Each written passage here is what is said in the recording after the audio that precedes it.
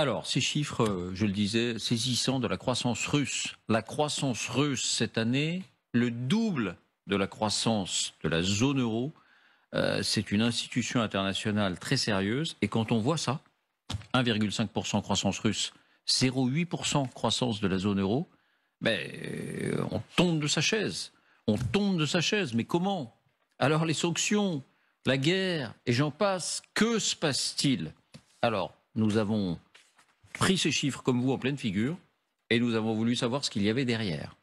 Donc nous allons démêler le vrai du faux. Voici les indispensables avec Justine Fraissinet. Bonsoir Justine. Bonsoir David, bonsoir à tous. Alors, les affirmations, ce qui vient à l'esprit, et vous nous dites si c'est vrai ou si c'est faux. D'abord, ces chiffres, ils ne sont pas discutables. La croissance russe sera donc, puisque nous sommes en 2023, largement supérieure à la croissance de la zone euro cette année. C'est vrai ou c'est faux? Eh bien, c'est vrai. C'est la Banque européenne pour la reconstruction et le développement, la BERD, une institution mondialement reconnue qui l'établit.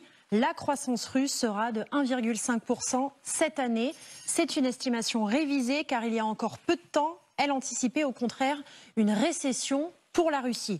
La Russie était d'ailleurs en récession l'an passé, en 2022. Il s'agit donc d'un rebond. Et oui, encore, cela veut dire que sa croissance serait supérieure à celle de la zone euro. La Commission européenne prévoit une croissance de 0,8% en 2023.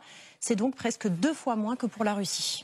Alors, deuxième affirmation, donc ça signifie que la Russie se met à produire plus de voitures, plus de farine, plus de chaussures, que sais-je encore, malgré les sanctions. La croissance du PIB qui mesure la richesse nationale, en théorie, c'est ça. C'est vrai ou c'est faux? Eh bien ça, c'est plutôt faux et c'est en cela qu'il faut malgré tout expliquer ces chiffres, car les spécialistes que l'on a interrogés sont formels. Ce qui booste la croissance russe, c'est le prix du baril de pétrole. Depuis le mois de juillet, le prix de l'Oural, la variété de pétrole russe, ne cesse de grimper. Il est passé de 55 $ le baril en juillet à 78 aujourd'hui. Chacun d'entre vous en voit d'ailleurs les conséquences à la pompe. Pourquoi? Eh bien parce que la Russie, de concert avec l'Arabie Saoudite, a volontairement baissé sa production. Son pétrole devient plus rare et donc plus cher. Mais quel est le rapport avec la croissance? Eh bien le pétrole est l'une des productions russes, comme les voitures, les chaussures et la farine dont vous parliez. Donc il rentre dans les chiffres du produit intérieur brut. Est-ce à dire que cela masque une baisse de la production de biens de consommation courante, chaussures, farine, voitures? Eh bien cela semble bel et bien être le cas. Qu'est-ce qui permet de le dire? La flambée des prix. Si les prix flambent, c'est bien que les marchandises se font plus rares. Et ces moscovites que vous allez entendre ont été interrogés à ce sujet par le Moscow Times. Écoutez. В последнее время очень сильно подорожало. 3 месяца хожу буквально в шоке от того, что дорогие продукты. Ну все, например, бананы были по 70, сейчас по 170. Это вообще просто ни в какие ворота.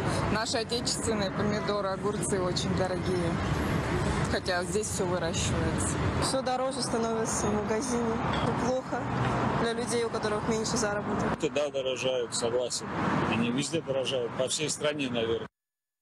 Et de fait, il y a bien dans le même temps des pénuries sur certains produits.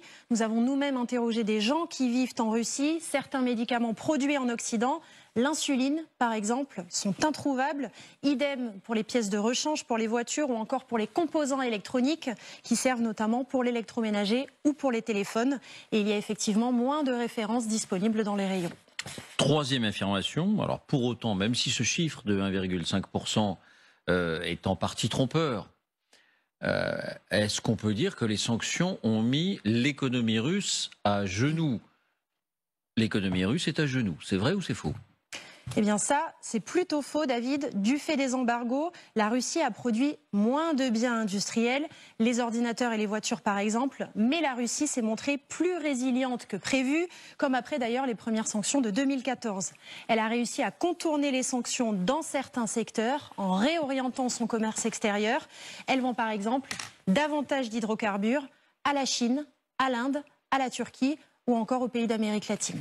Désolé, Justine, je vous ai posé la question à l'envers.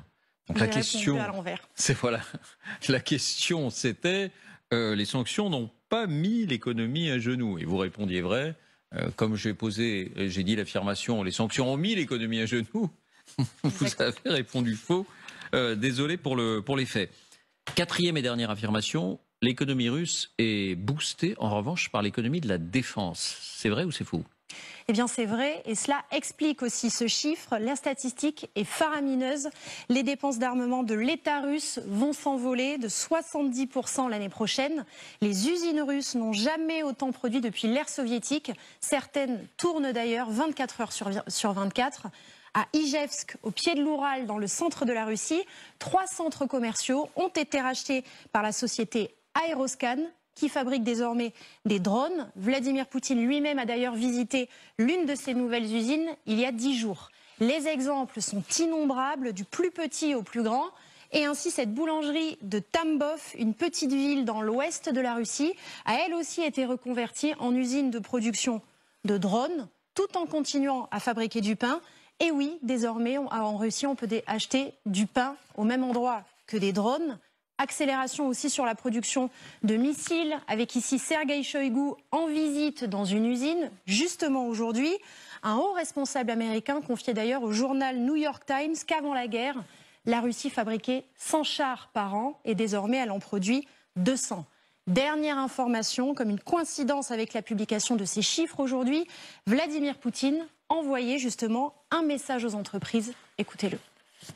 Будем рассчитывать на то, что предлагаемые меры, они сработают. И с компаниями надо плотнее. Это курица, которая приносит золотые яйца, это понятно, мы должны бережно к ним относиться, все понятно. Но тем не менее, реагировать на происходящие события я бы просил вас более оперативно.